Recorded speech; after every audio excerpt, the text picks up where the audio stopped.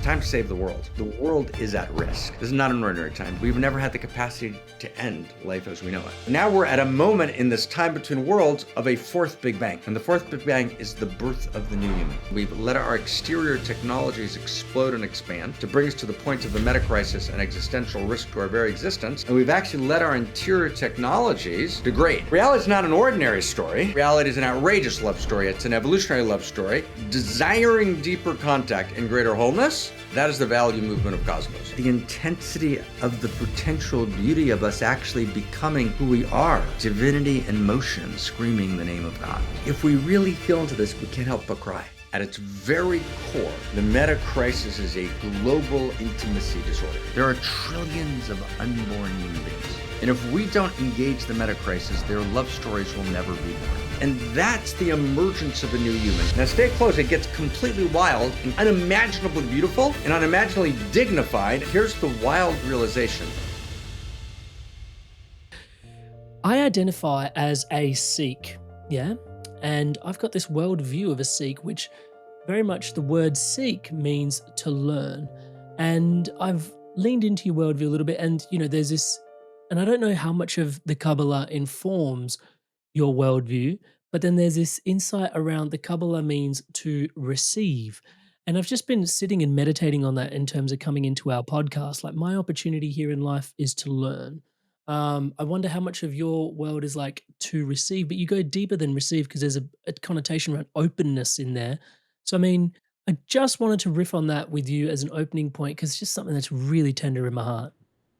Yeah, beautiful. So let's begin in the middle, which is always a good place to begin. So you've already mentioned first principles and first values, which we'll come back to, and it's a key kind of new seminal book that we're trying to enact in the world. The book's already been put out, the first version of it, but it's this re-narrating of reality. It's this really evolving the very source code of consciousness and culture at its very root in a kind of Da Vinci-like moment where we kind of understand that we are at this time between worlds and we're at this time between stories, and only evolving the source code of consciousness and culture by telling a new story of value. And I want to really talk about what we mean by story of value.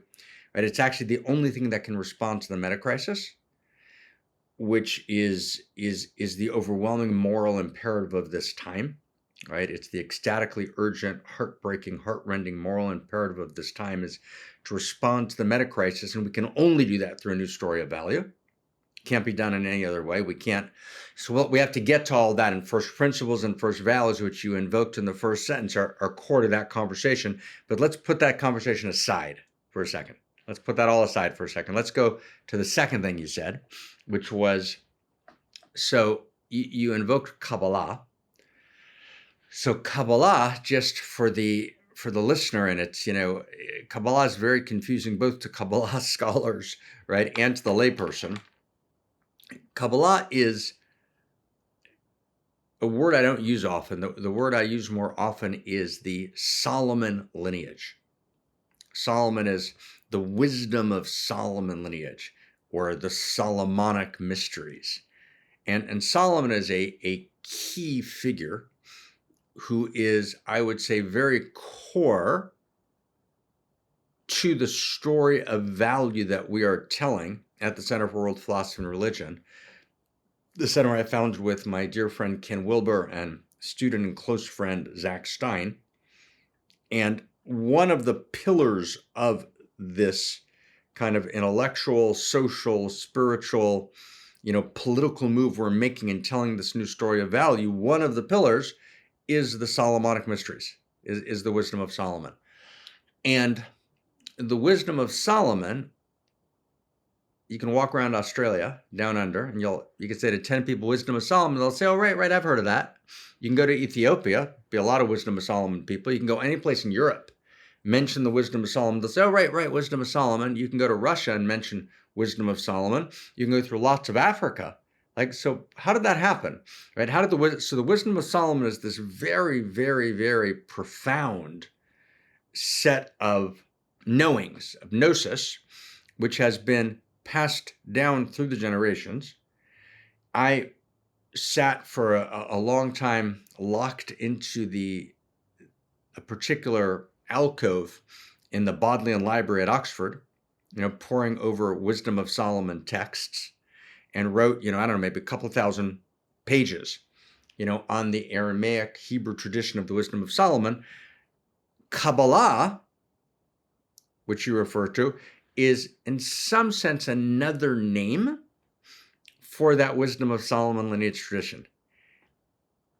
It's like, and one more sentence, then it's yours, because I want to get to the core of what you said, because we're about like depth today. We're kind of the opposite of the holy is the superficial, so we're going deep, right? So you pointed out, brother, that the word Kabbalah, and you're absolutely right, is to receive. It's very powerful because to receive is the depth of learning. And you talked about being a Sikh, which is very beautiful. And Sikh is about learning.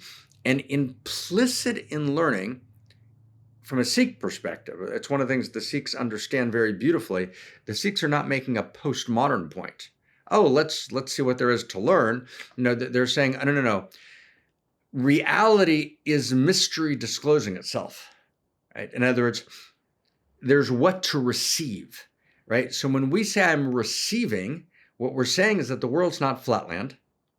The world is not empty of content. The world is not just context, right? Which is essentially what postmodernity says. The world is sliding signifiers of context, but with no essential content. No, when we say we're going to receive, we're saying no, there's something unimaginably precious to receive.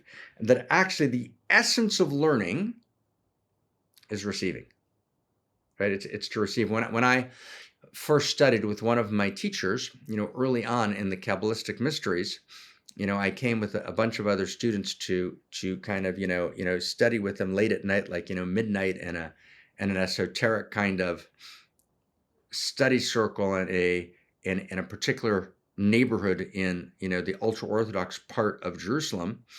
And like 3 or 4 of us there, and I come in and he gives me an apple. So I go to take the apple, and he says, "Nisht, no. It's like, okay, is the guy giving me an apple or not? Okay, because right. So he gives me the apple, and I go to take the apple, and there's nisht, no. And then I realized, oh, okay, I understood. So he went to give me the apple, and I put my hands out to receive it. I said, oh, okay. Now we can have a conversation, right?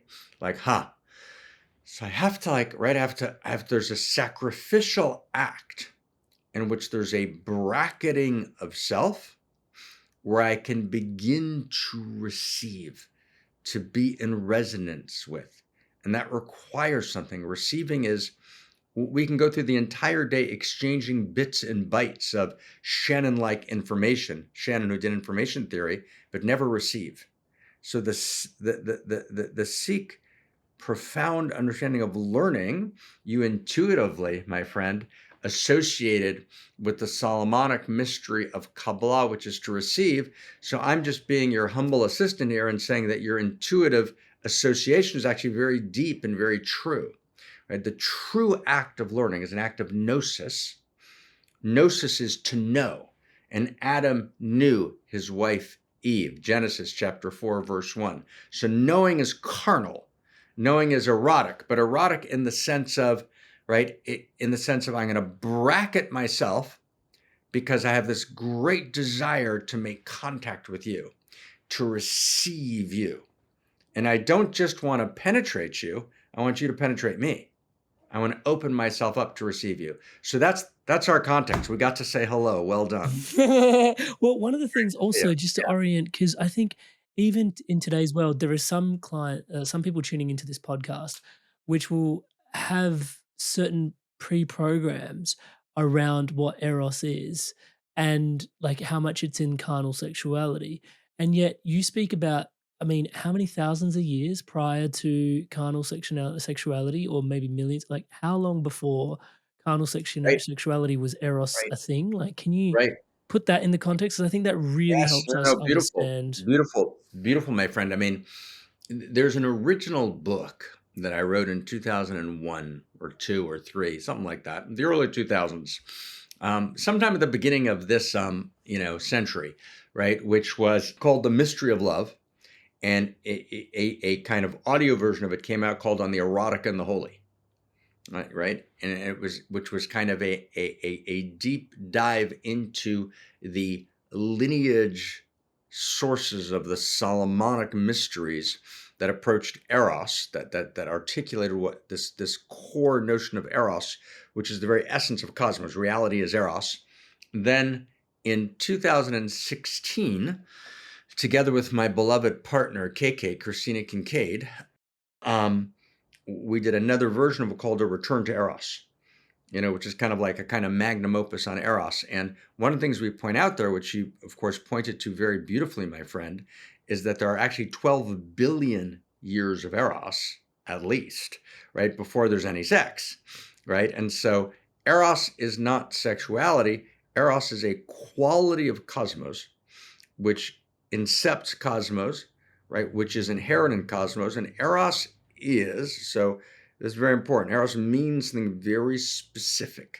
And we've tried to formulate in CosmoErotic Humanism a series of what we call formulations and equations, because we're trying to make this Da Vinci move, which is to actually enact a shared story of value in cosmos, which is utterly necessary to do to respond to suffering, to respond to evil, right, to respond to the meta crisis, to respond to war, right? So this is you can't move without it. At the core of the new story, this new story of value, but which is rooted in ancient sources, but integrates into these ancient sources, systems theory and complexity theory and evolutionary theory and molecular biology and genetic engineering, etc.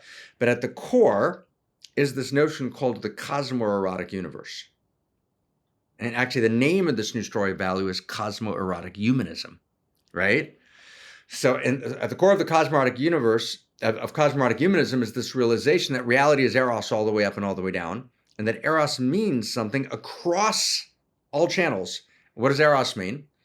So, Eros equals the experience of radical aliveness, desiring ever deeper contact and ever greater wholeness, which in turn generates ever more value.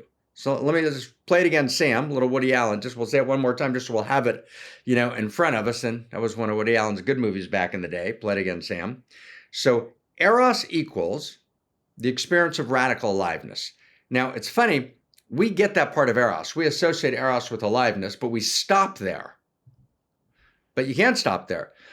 The next part of Eros is a sacrificial act, which is Eros equal the experience of radical aliveness, desiring, okay, we get that desiring aliveness, desiring ever deeper contact.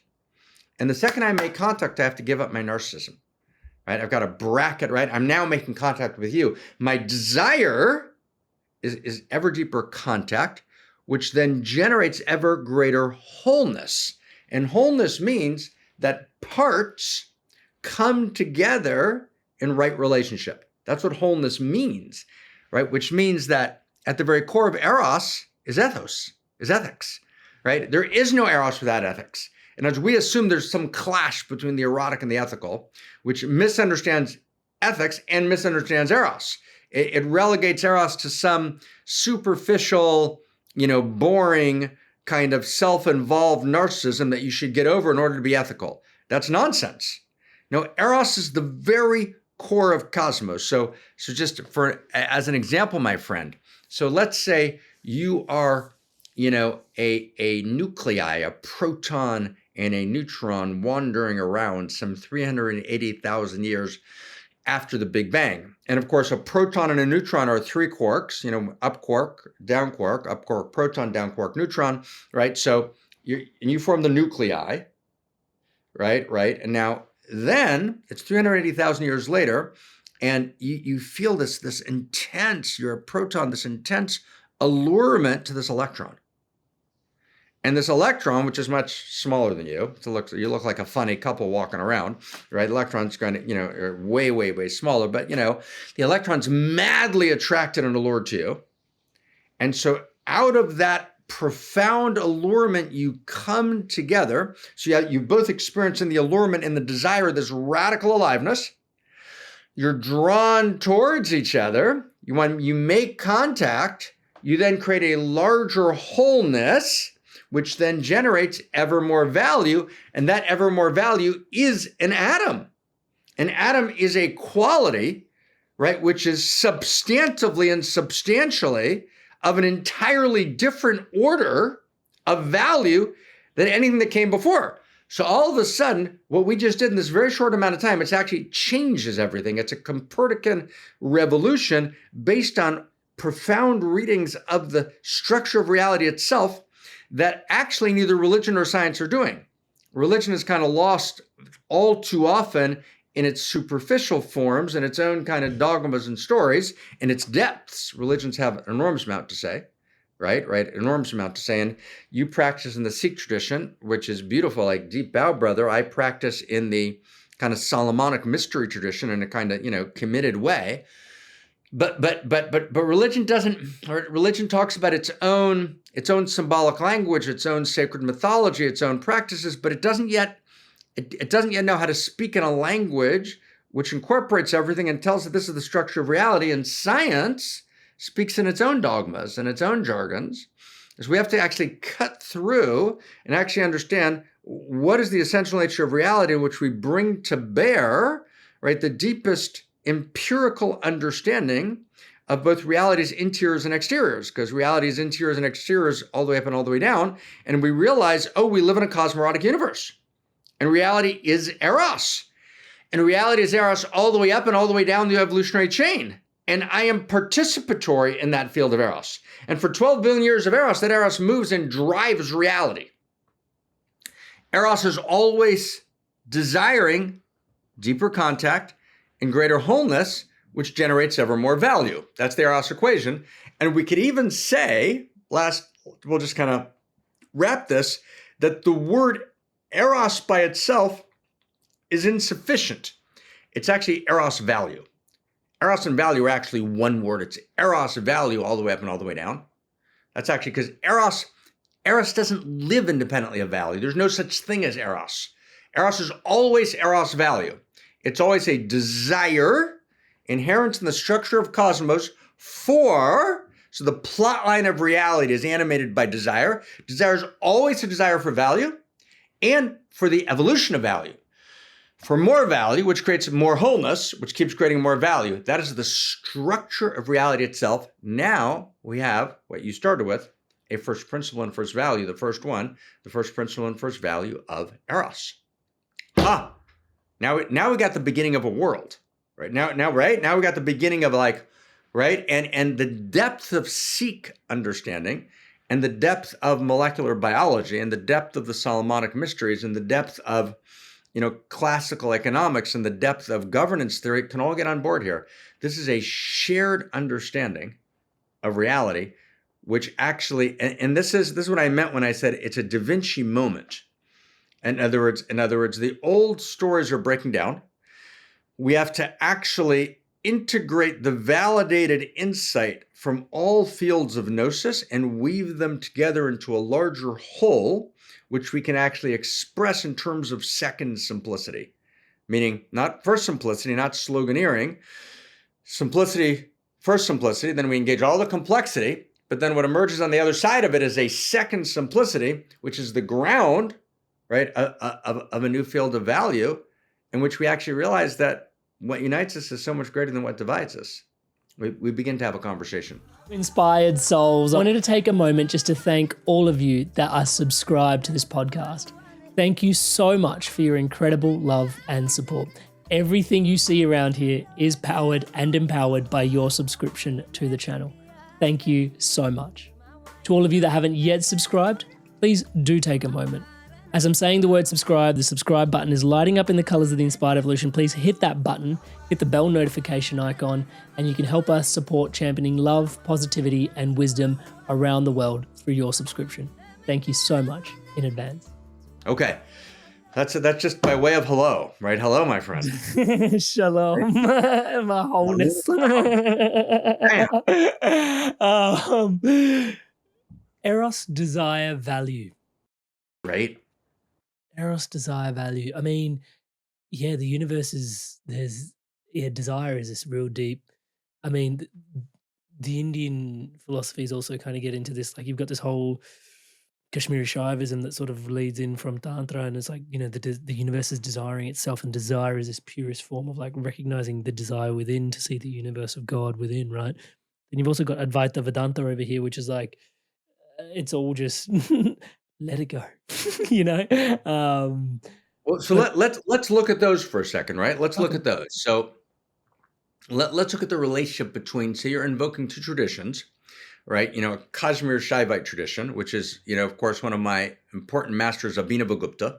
Is a very, very, critical master. So we'll, in the recognition sutras, and we'll put that aside we'll get there in a second. Then Advaita Vedanta, which is kind of, move beyond, let desire go, move beyond story of desire. So let's go to Kashmir Shaivism.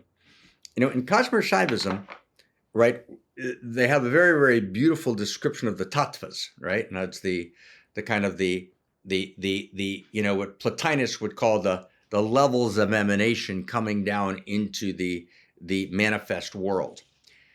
Now, one of the recognitions of Abhinavagupta, the great Kashmir Shaivite sage, is that there's a stirring of desire in the infinite. There's a stirring of desire in the infinite. And that's critical. It's like, and that stirring of desire is the inside of the inside. So if Sat is being and Chit is consciousness, right? So the inside of Sat is Chit, and the inside of Chit is Ananda, and Ananda is the bliss crucifixion of mad desire, right? It's the profound desire for, right, the Eros, right? And the interior of Eros is Ananda, is pleasure, right? It's the desire for the wholeness, right? That's emerging. So Sat Chit Ananda, the inside of Sat is Chit, the inside of Chit is Ananda, meaning the inside of the inside is desire. Wow. Right? Wow. Now go to the Solomonic mysteries.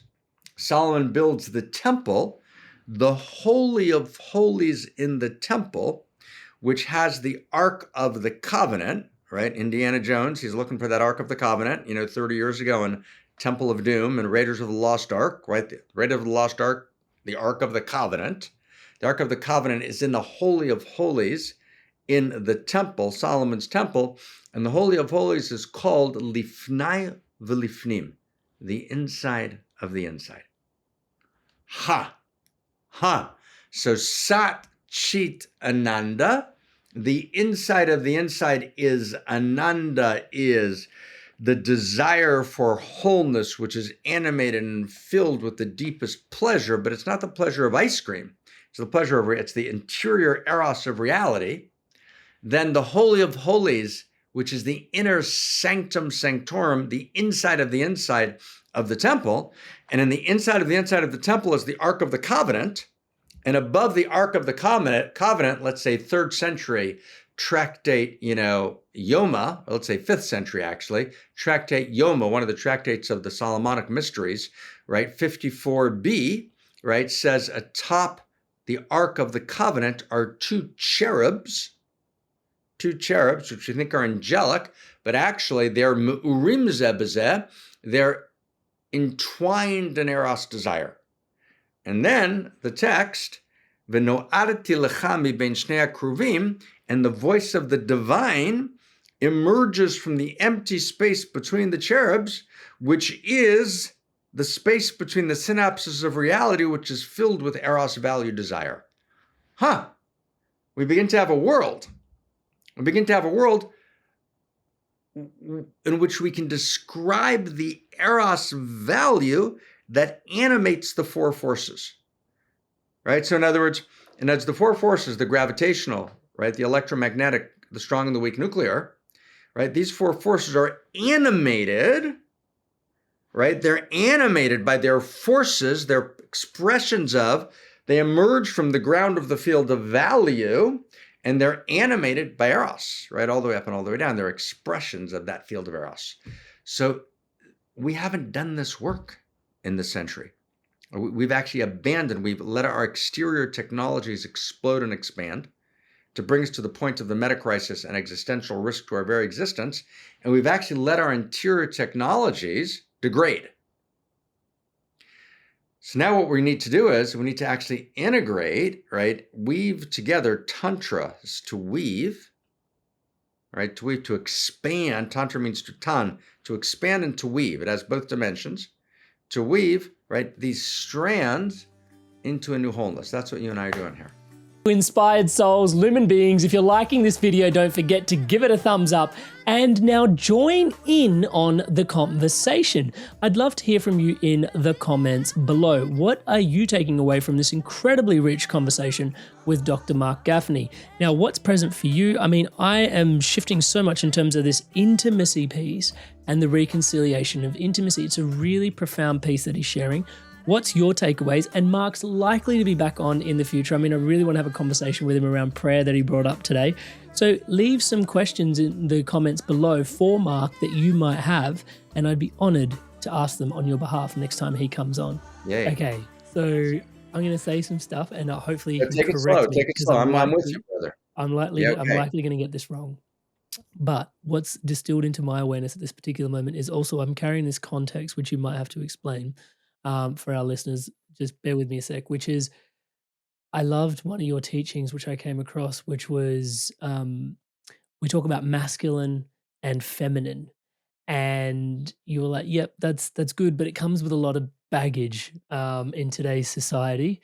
And you can look at it because so much of, Kabbalistic is the sacred geometry in it, even just the fact that your letters and numbers, man, like what the fuck? I mean, we'll get there at one point. But just the masculine and feminine, like there's these circles as the feminine and the line as the masculine. And it was really profound for me because it made it super clean. And it also, like, symbolically, you can just sort of see so much of the space that, like, the womb, the nurturing, and like the men, and like the kind of the direction and the masculine force. And also how there's both are present in both of us, but also there's this. Then you talked about the sacredness of the spiral, and that just blew me away because I've tuned into this recently, like astrology, and like how the universe is not actually, these orbits are actually spiraling rather than actually just circular when we look at them from our worldview. Now, the interesting thing about that, if I just orient myself with that awareness, is kind of, and I'm not sure if I've got this right, this is why I'm asking to get it cleared up, is at the heart of it, is their desire and potentially value is like the line and Eros is the circle, or am I drawing things together inappropriately? Help me. So you are beautiful, and up to the last couple of sentences, you got it. You were totally there, and the last couple of sentences Help we'll me. play Help me. together. You're awesome. So Help me. we'll take it step at a time because you walked us through 5-6 steps. They're exceedingly beautiful, exceedingly important. We'll see if we can kind of tenderly, gently clarify them between us. Okay, so reality is not merely a fact. Reality is a story. And we'll get to, not now, maybe we'll get to a little later, right? What is the ontology of story? Meaning stories are not human creation. Story is the structure of reality itself. And there are actually 10 elements of story. There's an essay I'm finishing now. There's some allusions to it in the First Principles and First Values book. But there's 10 elements of story all the way down and all the way up the evolutionary chain. And reality is stories all the way up and all the way down. Postmodernity talks about, it's just stories. And so postmodernity says, no, it's just stories, and stories are all made up. Stories aren't real. They're human constructions, social constructions. It's all made up. It's just made up stories. That's exactly wrong. Story is, it's half right? Meaning what postmodernity got was that stories is just, it's all story. But because postmodernity was rooted in a deep kind of dogmatic materialism, so they added to the word stories, just stories. So reality is stories. It's just not just stories. Reality is stories all the way up and all the way down. And it may be true that our stories are a figment of our imagination. It's even true that God is a figment of our imagination. But our imagination is a figment of God. Right? In other words, God's a figment of our imagination, of course.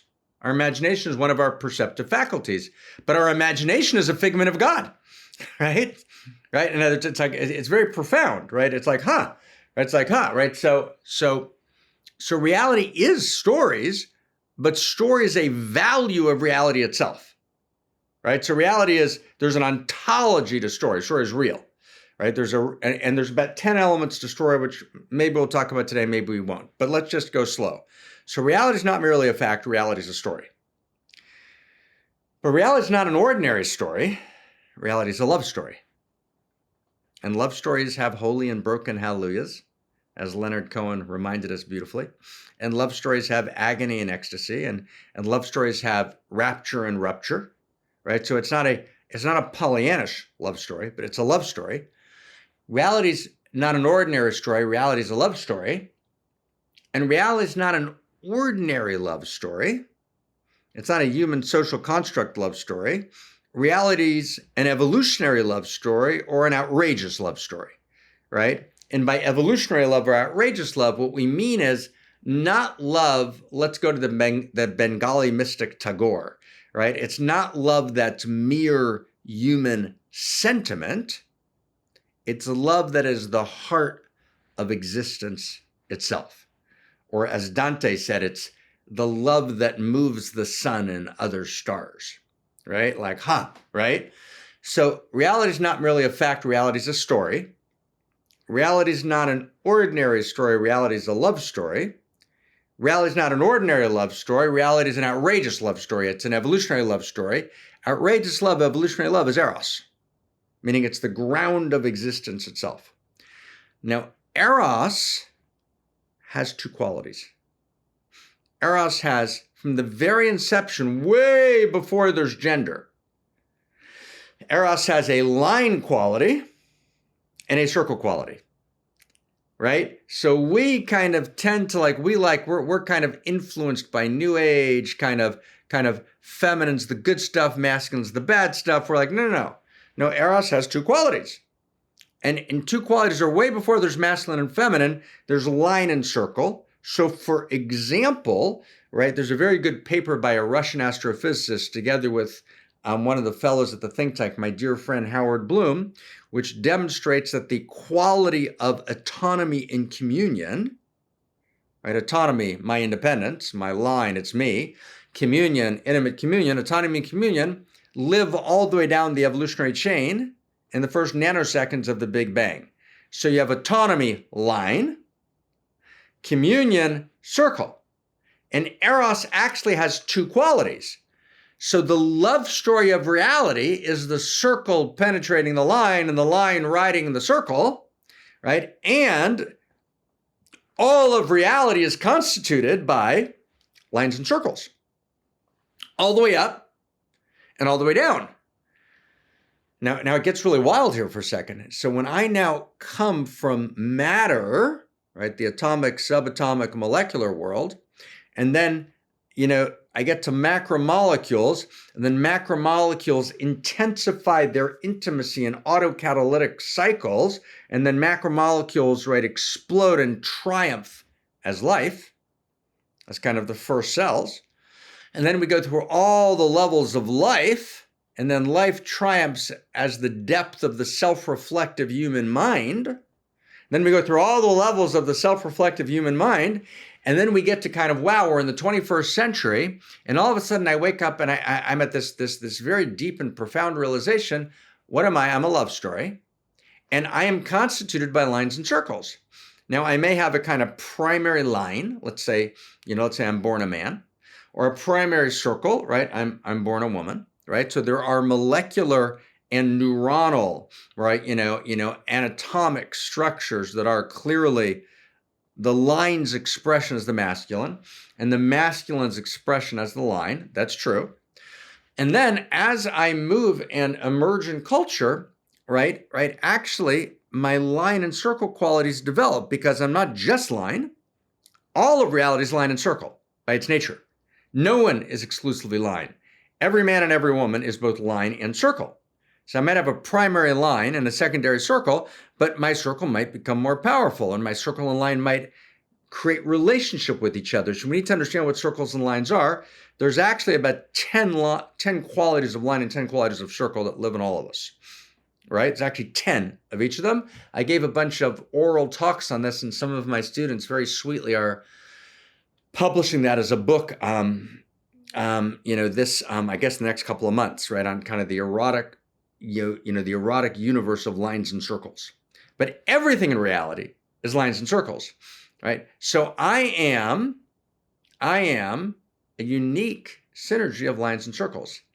So I'm not just boy or girl, but I'm also not transgender. I'm unique gender, right? It's a new category, right? In the book Return to Eros, we talk about it. I'm a unique gender, meaning I'm a unique synergy of lines and circles. Right? Now, I'm grounded in a kind of certain set of line qualities, but I have very, very powerful circle qualities. And I'm a unique configuration, a unique synergy. And, Daphne Joel, who's a researcher at, I think, University of Tel Aviv, wrote a decent, it's not complete, but it's a decent article on the intersex brain and how the brain has default qualities, but actually as it develops, right, actually lines and circles configure uniquely. Now, it doesn't mean there's no gender, right? You don't kill it. When a category is problematic, you don't kill it, right? You evolve it, right? And that's important, right? So yes, the realization of the kind of non-binary movement, let me put it this way, bless you. The intuition of the non-binary movement is a very important intuition. The intuition is fantastic. They're asking the right questions. They're just giving really bad answers, right? And, but their questions are right. And that's what they're saying is, hey, I'm not just a boy. Hey, I'm not just a girl. That's a profound crying out. And it's true. It's absolutely true. I'm more than boy. I'm more than girl. But what does that mean? So, right, I'm more than boy and girl. I'm more than separate self. Right? I'm actually true self. Right? I'm actually a unique expression of true self. I mean, that's a whole other conversation we'll get to. Right? And I'm unique self. And my unique self is, we have to talk about what is separate self, what's true self, what's unique self. We haven't gone there.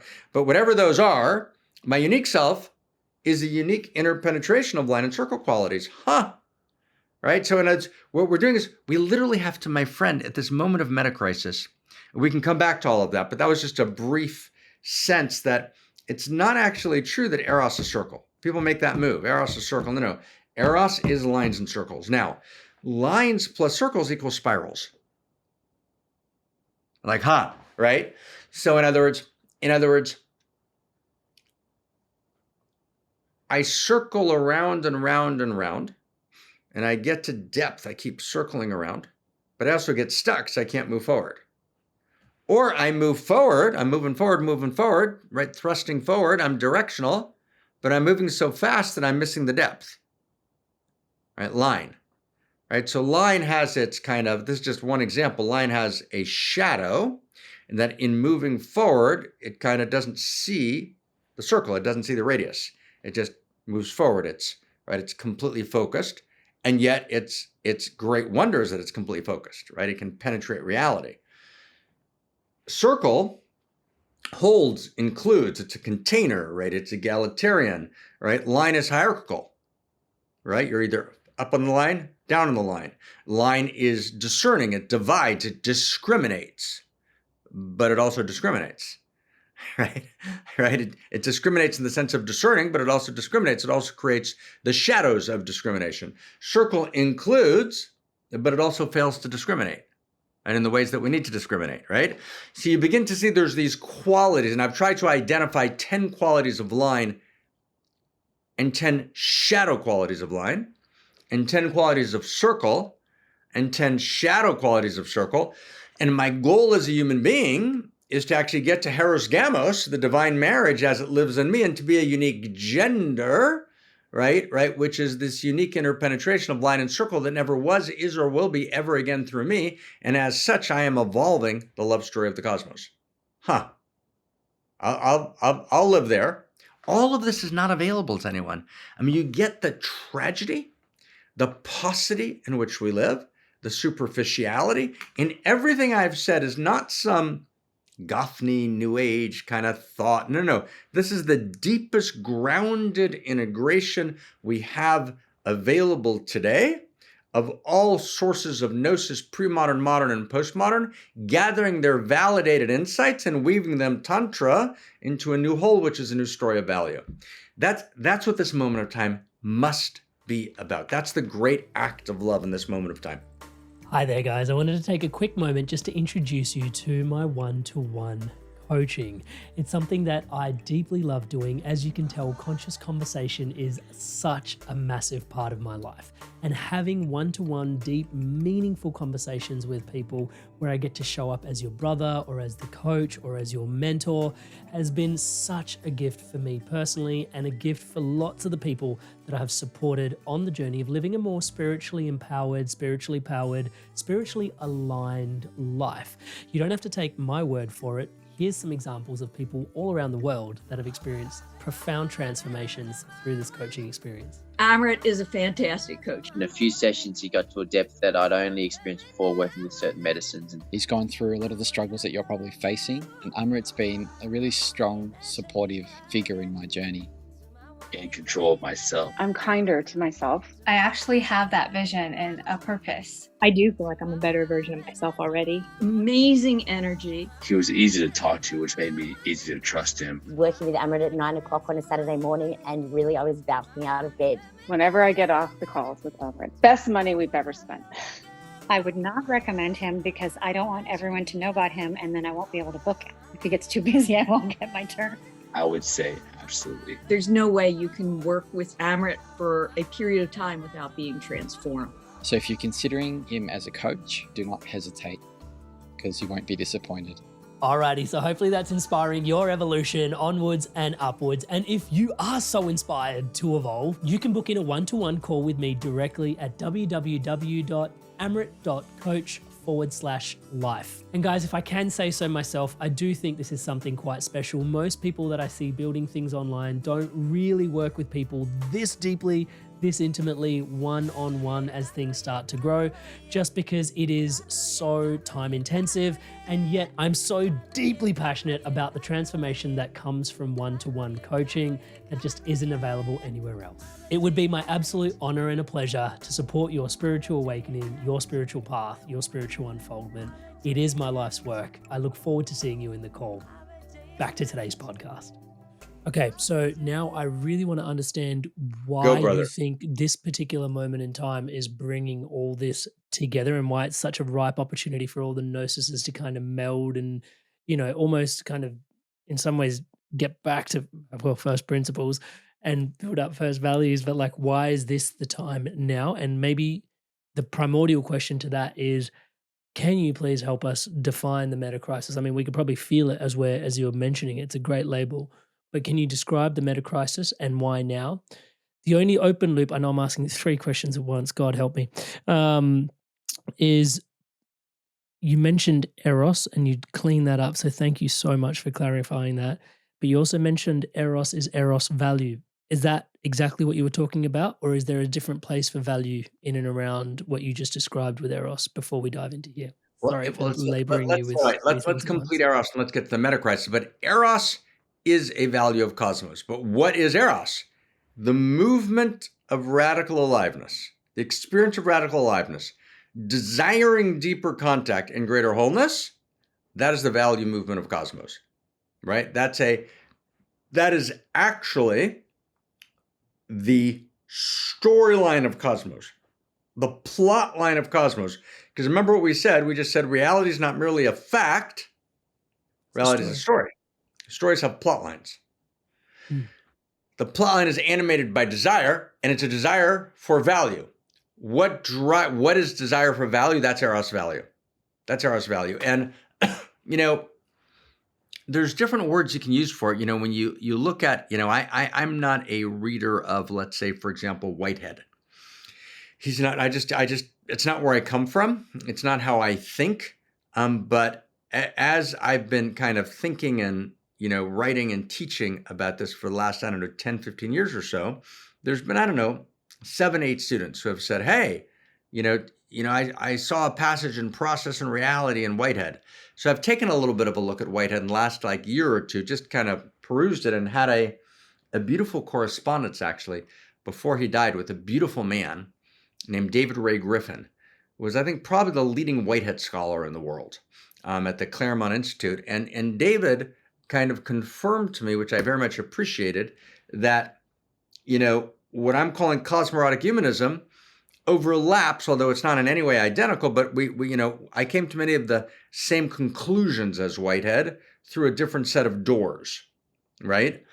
So, Whitehead has a term that he uses that he calls prehension. Prehension's a prehension. He should work on the term. It's a bad term, right? But prehension basically is his version of what I'm calling Eros value, right? Meaning, prehension means that all of reality is held together by what Whitehead calls prehension. And Whitehead's actually obviously, quite a serious figure. He writes, Principia Mathematica, in Cambridge with George Bertrand Russell. He then comes to Harvard, invited by the president of Harvard, and, tries to kind of really engage the world of philosophy, metaphysics, and science and mathematics in a kind of serious way. So when Whitehead talks about prehension, what he's saying is that you can't reduce the world to mechanics. It's not the nature of the world, right? The world is, right, prehension. It's held together by prehension. And prehension is, if you read Whitehead carefully, and I've just looked at him recently because I was struck by, by a number of people saying, wow, this is close to what you're writing and saying. And by the way, this is just a parenthesis. The new work that we're doing now is under, actually have the book here. This is one of them is David. This is called First Principles and First Values. And if you notice, the author is David J. Temple. And David J. Temple is a pseudonym for myself, Zach Stein, and Ken Wilber. And we'll talk about later why that's actually important. It's important that we have to do something larger than I said. We're at a meta crisis, right? We need a new kind of authorship. So I want to come back to that. But in any case, Whitehead's prehension is close to what we're calling Eros value. And prehension, the best way to think about prehension is this proto-desire to touch, to make contact, right? So if you notice in what I called the Eros equation, we said Eros equals the experience of radical aliveness, desiring ever deeper contact and ever greater wholeness. So Whitehead talks about prehension, this proto-desire to touch, right, to create new value, right? So it's like, right? How does Leonard Cohen? I couldn't feel, but I tried to touch, right? In other words, it's the sense of making contact in a way which generates more value, right? And you begin to realize, oh, sexuality, that's 12 billion years later. That's Eros disclosing itself in the realm of the sexual. But the sexual itself is actually not mechanics. It's actually the movement of Eros and cosmos, right, desiring to generate even more wholeness and even more value. That's exactly what it is. But we'll put that aside. So that's just that's our Eros value question. Let's hold that for a second. Does that help? We good? Really does. Thank you. Yeah. Okay. Metacrisis. Oh my God, metacrisis. So let's go back to Florence. Let's go back to Florence for a second. We invoked Florence. So when I'm invoking Florence, my friend, I'm talking about Florence in the Renaissance, Florence, Italy, in the Renaissance. And, Florence at the beginning of the Renaissance has like 10 families who are quite involved in, Italian politics and papal politics and wars and armaments and, the whole story. There's one family in Florence, the Medicis. Cosmo Medici is the kind of patriarch of the family, and they kind of get, wow, the old Black Death has swept through Florence, right? There's these regressive fundamentalist forces, Savonarola, right? The kind of, regressive fundamentalist who kind of, uses the Black Death to gain power, right, in in Florence at the time of the Medicis. But so he's kind of there's these regressive forces that always exist when there's crisis. But crisis is an evolutionary driver, right? Our crisis is a birth. And so the Medicis realize the old world is breaking down and the new world hasn't yet emerged. And that's what Zach and I call, Zach Stein and I call a time between worlds, right? Or a time between stories. So the Renaissance is a time between worlds. The old world is breaking down. The political structures, the economic structures, the social structures, the religious structures. What does it mean to be a man? What does it mean to be a woman? What's sexuality? What's Eros? What's value, right? What's spirit? What's God? The whole thing. What's creativity? How do we gather information? How do we do science? All of it. How do we do art? Everything. All of the pillars of the old world are breaking down, and the new world hasn't yet emerged. So it's this space in between. And notice, if we can be kind of real subtle just together for a second, notice we said a little earlier, like, I don't know, some time ago, that in the Ark of the Covenant, in the inside, the Holy of Holies of the Jerusalem temple, there are two cherubs. And from the space in between the cherubs, the voice of the divine emerges. So the space in between is a critical space. The space in between, right? It's a time between worlds, right? It's a time between stories. It's a liminal space. And in that space, Cosmo Medici, right, meets, a man named Plethon from Constantinople, right? And Constantinople has been sacked by the Crusaders, and he comes to Florence, and he says, I've got this entire, trunk of ancient manuscripts.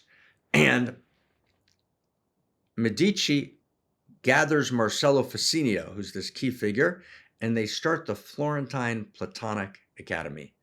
And Da Vinci's there, and Marcello Ficinio's there, and Pico della Mirandola is there, right? And this cast of characters that become the Renaissance. Now, my friend, I'll tell you something wild. There weren't more than 1,000 serious figures in the Renaissance. It was very small. We think the Renaissance was like, hundreds of, no, it was this tiny group of people, most of them in Florence, who actually got, there's a crisis. We're at a time between worlds and a time between stories. And they realized that you can't go to every village and heal the Black Death. And that actually, in order to respond to the pain and suffering of the moment in that time between worlds and that time between stories, what we need to do is tell a new story. And they tell a new story.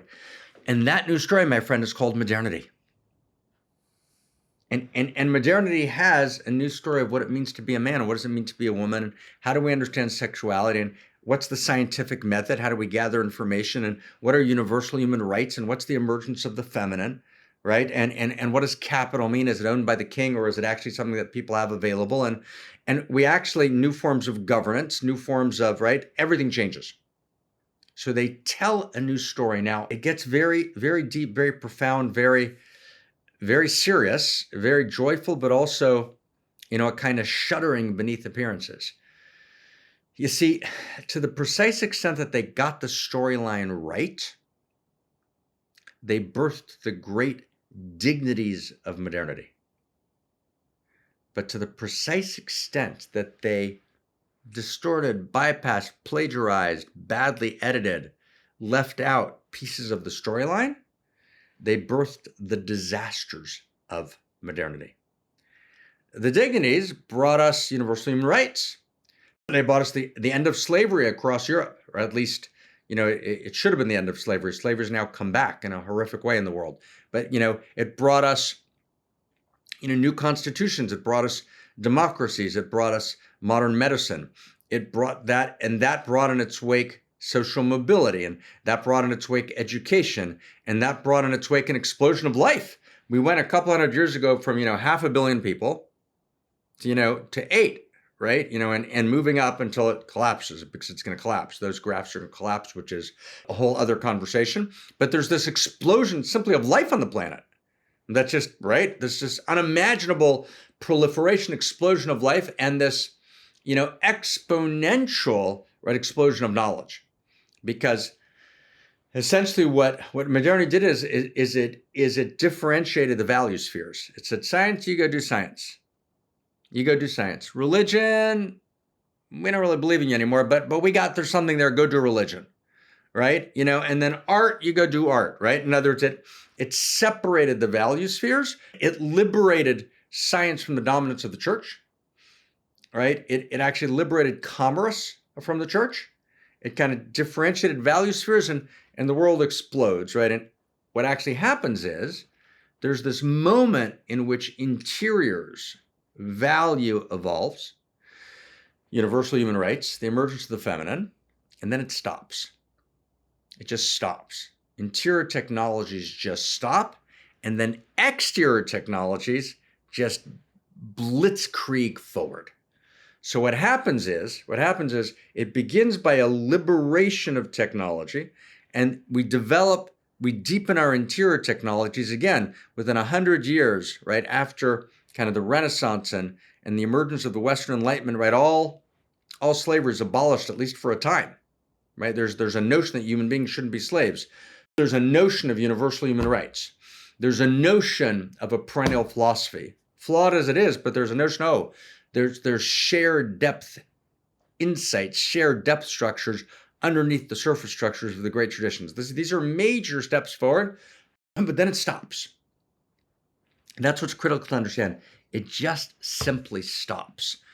And as it stops and arrests at a certain point, exterior technologies, the Industrial Revolution, which ravages the planet and brings great progress, but ravages the planet, and then the Information Revolution, which ravages not the planet or the earth or the ground of the earth, but the ground of the human being, right, explodes, right? We go from, basically letters, right, to phones, right, to emails, right, to social media in this unimaginably short period of time, having no idea what the implications are. And social media is, of course, the first wave of artificial intelligence. And the second wave of artificial intelligence is large language modules, which are now driving kind of ChatGPT-4 and Grok and all the other artificial intelligence moments. So we have this explosion, right, of exterior technologies, right, which are actually encircling the planet, right, in a kind of enclosed box, which can be controlled and manipulated, which is one form of existential risk, the death of our humanity. But then there's a second form of existential risk, that the system itself collapses, that the gap between the rich and poor, that the utter collapse, right, of the biosphere, right, the dead zones in the oceans, the host of climate issues, right, but even more importantly, right, exponential technologies, right, which are not regulated. So you have exponential technologies do exponential damage. Right? Bows and arrows, even B-54 bombers, B-52 bombers, how much can they do? You now have weaponized drones, right, available to much broader set of actors, and often rogue non-state actors. You have bioweapons, you have, right, gain of function research, right, creating new bioweapons, right, all over the world. All of this is diffused, not controlled by one or two central governments anymore. And now you have, right, this arms race for artificial intelligence, with the potential quite soon of AGI, artificial general intelligence, which I've been warning about for a decade, right? And it's been clear that that's been on the horizon, which itself has, according to at least, 40, 50% of the key people in the field, the potential to actually create extinction, right? Because of any number of things that can go wrong with artificial intelligence. So that's the meta crisis. That's the meta crisis. Now, stay with me for a second, because it's actually, we're going to go hopeful. We're not going to go doomer, and we're not going to go denial. There's a doomer move and there's a denial move, which are both obviously incomplete. And the doomer move actually is based on a lot of data, but it's the wrong response. And the denial move is just a turning away. But there's a much deeper move, and the much deeper move is what I would call the Da Vinci move. And the Da Vinci move is, it asks the question, how do we respond to the meta crisis? So again, most people are denying, but of those who aren't denying, there's basically two major groups. One is what we might call infrastructure. Let's change infrastructure. So what does that mean, my friend? Let's create new technologies that can identify bioweapons in wastewater. That would be an infrastructure move, okay? There's another group that's saying, no, social structure. And social structure means let's pass laws which regulate artificial intelligence, right? For example, that'd be social structure. Of course, that doesn't work well because in order to regulate artificial intelligence, you need to understand it. And there's basically no one in the government who understands artificial intelligence because all of the leading players are working for private actors, right? Because no one wants to work at a university or in the government for $70,000 a year, right? So you actually have no one in the government that actually understands artificial intelligence, right? And of course, these are all completely novel emergence, laws based on precedent, right? There is no precedent, and laws, right, moves very slowly. That's its nature, right? Technology is moving very fast. So you have no one in either government or court that understands the technology. You have no precedents. You have a breakneck rate of change. You have no chance of regulating it. But so the social structure move doesn't work very well. Although we do need to look at regulations and we need to create artificial intelligence treaties, but it's very, very hard to do, right? For all the reasons. And of course, infrastructure, again, is important, but limited.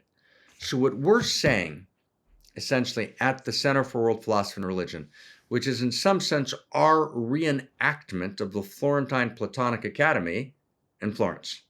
In other words, what we're basically saying is the same thing that Marcello Facinio said, funded by the Medicis. We could use some Medicis, but right, in other words, right, we need to actually tell a new story of value. And a new story of value is not infrastructure. It's not social structure. It's what, the sociologist Harris called superstructure. And superstructure is culture itself, right? We actually need a new cultural enlightenment. We need a new understanding of who we are. And this is very, very, very deep, right? It's very deep. So let me go one more step if you have patience for 1 minute so your listeners can really kind of get this deeply. It's very deep. So let's go back.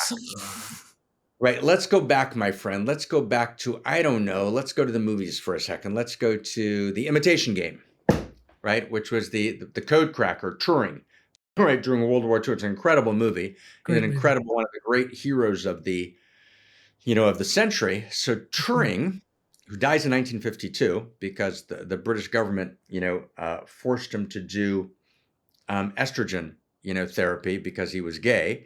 And the British didn't know what to do with, their gay hero. That's one version of what happened. That's the public version. I don't know what the private version is, but he dies in 1952, of not natural causes.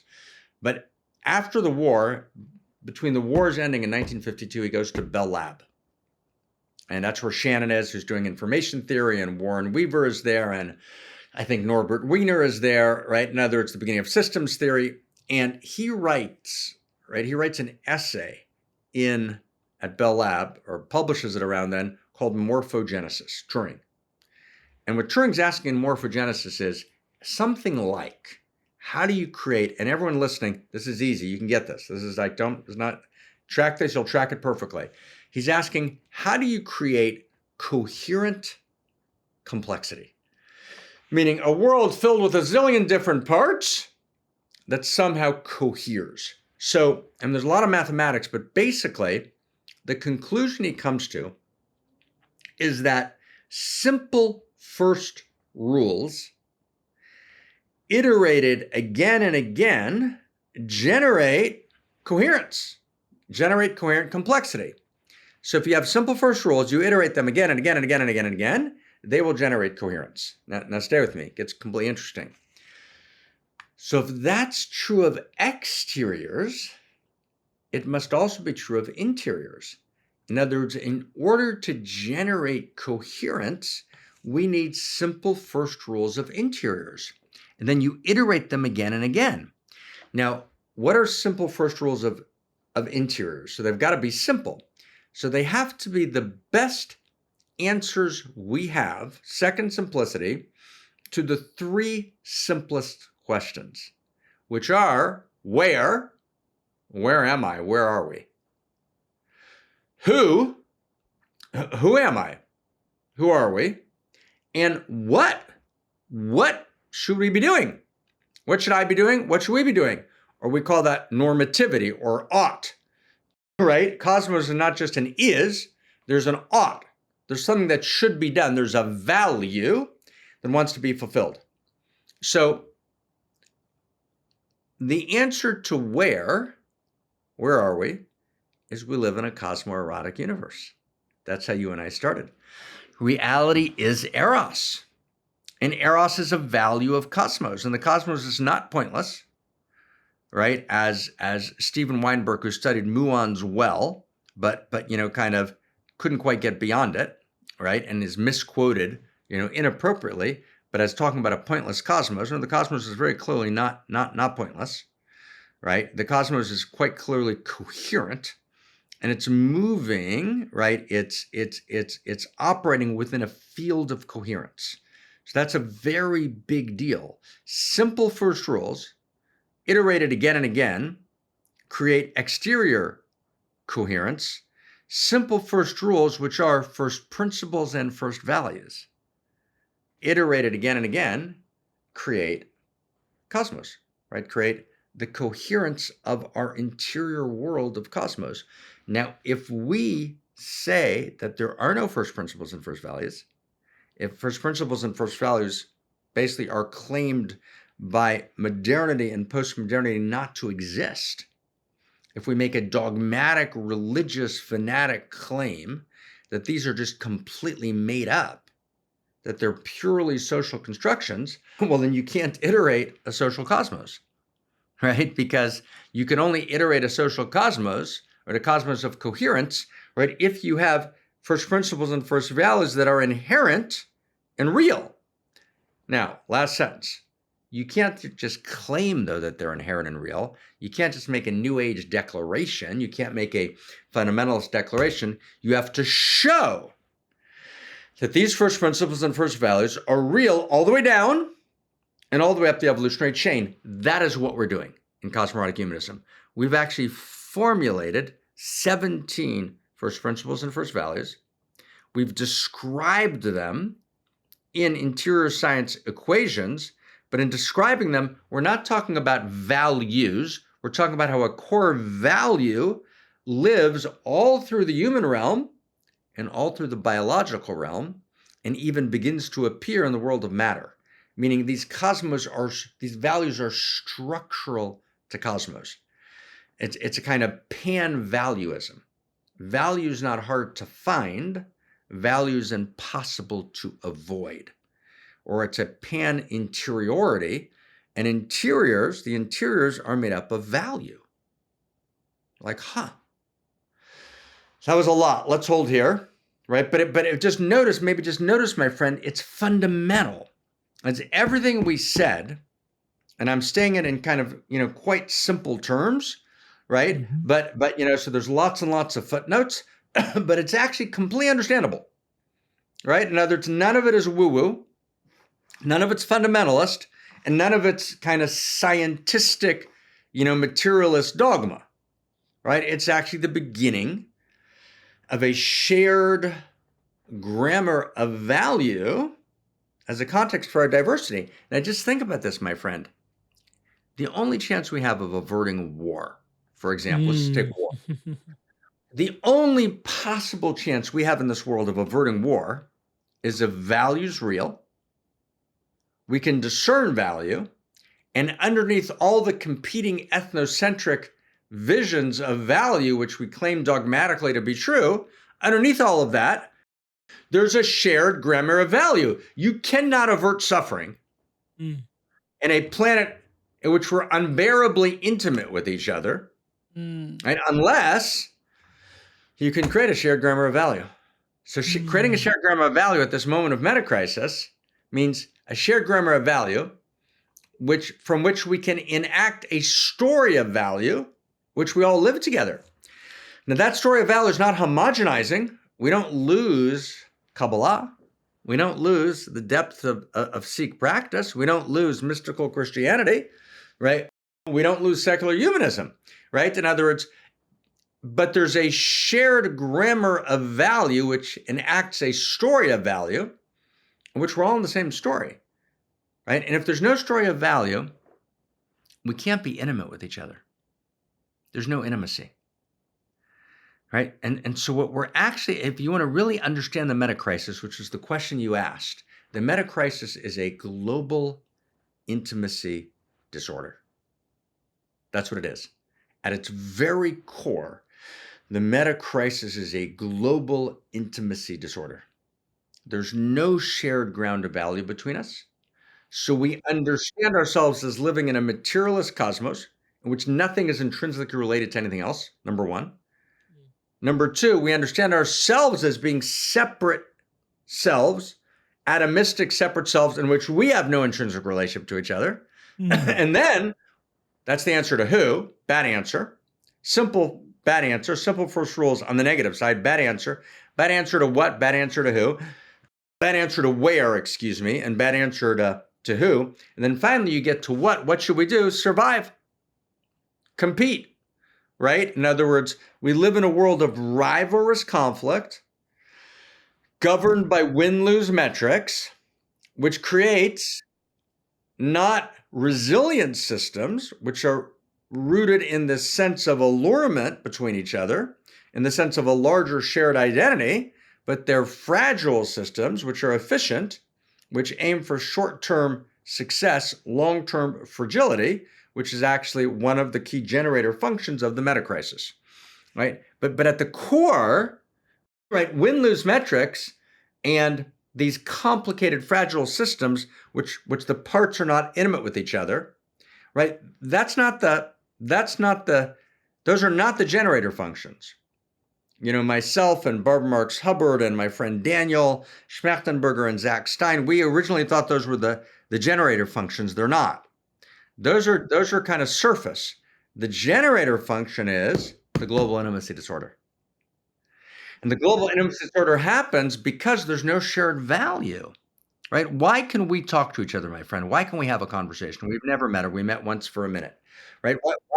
Why can we have a conversation? Because we can feel in the conversation that we're actually having a conversation within a shared field of value. So we recognize each other in the shared field of value, right? I can feel, you know, as you're listening and thinking, right? I can literally feel you in the field of value. We feel each other in the field of value. You can't overcome a global intimacy disorder without creating new structures of intimacy, or which are new structures of coherence. You can't have coherence without resonance. Resonance is based on mutuality of value. You work with a couple, right? Sometimes I don't do it a lot anymore, but I did for a while, working with a couple kind of on marriage, right? And marriage is such a wild ride and wild story and such a beautiful institution and such a holy and broken hallelujah, right? And marriage can't work unless there's a shared ground of value. And you can have the best sex, the worst sex, money, not money, right? If you don't have a shared field of value, you've got no chance, right? No chance. You got to be you can't just be looking deeply in each other's eyes. You have to be looking at a shared horizon. And if you have a shared horizon, then you can look back in each other's eyes and say, okay, right? So maybe last riff, we can kind of put it together. So we have a meta-crisis. So the meta-crisis is a set of global challenges that can destroy us. Global challenges. Global challenges need global coordination. Global coordination needs global coherence. Global coherence needs global resonance. Global resonance needs global intimacy. If there's a global intimacy disorder, you can't have global intimacy. And global intimacy needs a shared story of value, because value creates intimacy, shared value. So now what we're trying, that's why we're so hopeful. See, we're not making a doomer move. We're not making a denial move. We're saying, no, this is the dawn of a new era, right? This is the birth of a new human. right, who emerges out of a new story of value. Now, if you think that's Pollyannish, it's not. It's the nature of reality. The nature of reality is that actually the impulse of evolution, animated by Eros and evolutionary love, generates new stages of humanity. Right? That's exactly what happens. Of course, the only thing that never changes is that it always changes. Right? Inspired souls, this conversation is incredibly deep when it comes to the depth of value. Like Eros is almost this life animation force energy, and I'm probably overly paraphrasing it, but one of the key things that I've found super helpful in my life is understanding my core values. So for me, it's connection, contribution, and celebration. These are the 3 core values. Now, these core values are different to the type of values that Marc is talking about. Marc's talking about value, soul and spirit deep, yeah? But we have a soul and we also have a personality that we occupy in this life. So the personality also is based upon your core values. And when we're living out of alignment with our core values, there's generally struggle. And when we're aligned to our core values, there's a lot of flow, what I call meta flow, which is in my new book. So to experience more flow, understanding your core values might be something that you're really interested in. So I've put a link in the description below to understand your core values. You can find that at amritsandhu.com/values. amritsandhu.com/values with an S. Yeah, discover your core values. It's a 20-minute masterclass completely free for you to discover your core values. For me, knowing that I'm connection, contribution, and celebration completely changed my life, from the wrong career to the right career, to the way I make decisions, to the way I resolve conflicts, so many things. Hopefully it supports you on your journey too. Yeah. Like, okay, so that was I know for your listeners that was a lot, but I hope it gives you it definitely sets the the headlines foundation and actually understand where we are. Yeah, no, I sincerely appreciate you going there. For me, I want to know now what the first principles and the first values are. I think that's just, and as you answer that, part of me in the back of my head is wondering, how do you know that the values that you selected and first principles that you selected, or that have emerged at this time is probably a better way of putting it, aren't in response to the meta crisis in a way that they're sort of overcompensating? But I'd love to hear what the first values and the first principles are. So let's take it step at a time. First, how do we know first principles and first values? So we know first principles and first values not because some group of people chose them, right? That would be an insufficient method. That would be some group of people who are trying to, make up a bunch of shit and impose it on everyone. That's not going to work, right? So first principles and first values, when you say them, need to be self-evident. You're like, oh, of course. There's a self-evident knowing, right? Now, where does self-evident knowing come from? It comes from what we call in this First Principles and First Values book, we call it Anthro-Ontology. And Anthro-Ontology, anthro, human being, anthropology, right? Anthro-Ontology, for real. It's that which is real, right? It's that which is not a social construction. It's a real structure of reality. It's a real structure of existence. That's ontology. So anthro-ontology is that ontology lives in anthro, or the mysteries are within us. The mysteries are within us. Like, it lives within us. So in order to actually access the ontology of cosmos, I've got to go inside. And inside of me, I will find first principles and first values. Now, the problem is I might be insane, right? So, I went inside of me, but God, I am so messed up. You would not want to take any first principles and first values for me. So what I do is I go inside and I say, okay, let's say I got a couple here. I got a couple of those are good. Are those just in me? Let me check the neighbors. Let's check around the block. That's interesting. All around Melbourne, people are doing this, they've got similar set of first principles and first values. And then I'll say, yeah, but Australia, God, I'm in a great country, but it's in Australia. So you got to work that out. Okay, like it's a great country, but it's kind of by itself in the ocean there. So maybe those Australians are overcompensating. You know what I mean? They're kind of like, they're making up a bunch of stuff. So let's check out, I don't know, let's check out, I guess, New Zealand, their neighbors, see if they're doing it. All right, let's check out Europeans. We'll check out kind of, the Far East, the Near East, a little Africa, United States. So we'll kind of check across space.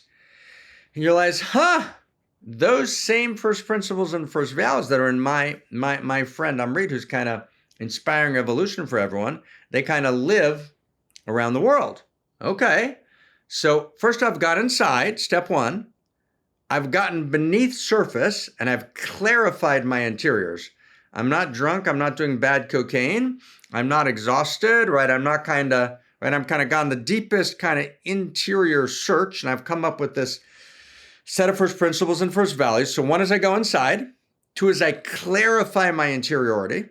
Three is I now check across space. Three, and I say, oh, have other people clarified their interiority in a similar way? That's three. But then I say, well, but maybe that's just the social conditions of today. Let me check across time. So now I check. Now I check across time. Four, right? Then I say, oh, wow. So I've got inside. I've clarified my interiority, right? I've articulated a set of first principles and first values.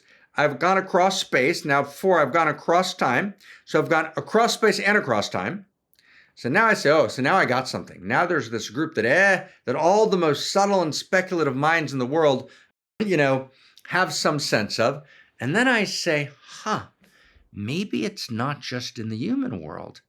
Is there any trace of that in the biological world? Let's say in the world of mammals. And I begin to say, that's interesting. There's an early traces of those values that are coded in the biological world. And I kind of try and go all the way down the biological world. And I say, oh, that's interesting. Oh, I'm beginning to see those values playing in the biological world. That's five. And then six, I say, maybe I could make this momentous, crazy leap. Could it be that those same values live not just in the world of life, biology, the biosphere? What if they live in the world of matter, the physiosphere? Now I've made the sixth move. Now I've gone, that's the sixth element of Anthro-Ontology. And then I say, I wonder if maybe, I'm not looking carefully enough because I'm having some linguistic confusion. So for example, I might say, let's say there's a first principle and first value in the human world of being fair, right? And you and I both we know something about the world of children. And so, the one thing a kid goes completely crazy about is it's not fair. And by the way, that's cross-cultural across space and time, right? There's a cross-cultural space and time value of fairness. If we think something's not fair as a child, we scream. Because it's interesting, right? But then I say to myself, where does fairness live in the world of matter? God, I can't find it. And then I realized, no, I can. I was actually just having a linguistic confusion. In the world of matter, there's fairness, but we don't call it fairness, we call it harmony. So I see that a value, which I've traced, I've sourced it in my interior, the mysteries are within us. I've clarified my interior, 2. I've gone across space, 3. I've gone across time, 4. I've gone backwards into the world of life, 5. I've then gone into the world of matter, 6. And then I've realized, to really do the world of matter well, 7, I need to clarify my linguistics, right? And for example, I might also say, so gravity, one of the 4 forces. Yeah, gravity. What's underneath gravity? Nothing. Allurement. Oh, allurement. Allurement's underneath gravity. Nothing else. Gravity's just allurement. Oh, allurement. That's a different word for love. Right? Attraction and repulsion are really allurement and autonomy. Now, stay close. And then I realize, okay, one second. I don't want to be like an animistic kind of, fundamentalist. And I realize, okay, I'm not saying that atoms love each other the way I love my partner. It's why I don't date an atom, right? Of course. So what we realize is there's a principle of continuity and discontinuity. So there's a quality of Eros. And as a matter of fact, my dear friend, you and I, at the beginning of this podcast, which seems like a very long time ago, right? We articulated an Eros equation. And Eros is love. And the Eros equation was, look how it all comes together. It's kind of shocking. Eros is the experience of radical aliveness, desiring, ever deeper contact, and ever greater wholeness. Oh, that Eros equation applies in the subatomic world, and in the atomic world, and in the molecular world, and in the metabolic world of life. And all of a sudden I realized that although there's clearly discontinuities between matter, life, and mind, there's also a thread of continuity. And that's what we call the principle of continuity and discontinuity. I see there's a shared field of value, and that value evolves. Meaning reality is not merely a fact, it's a story. And what's the story? It's the story of the evolution of value. And I don't just live in value, value lives in me.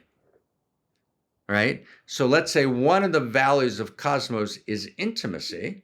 It's actually another word for the CosmoErotic universe is the intimate universe.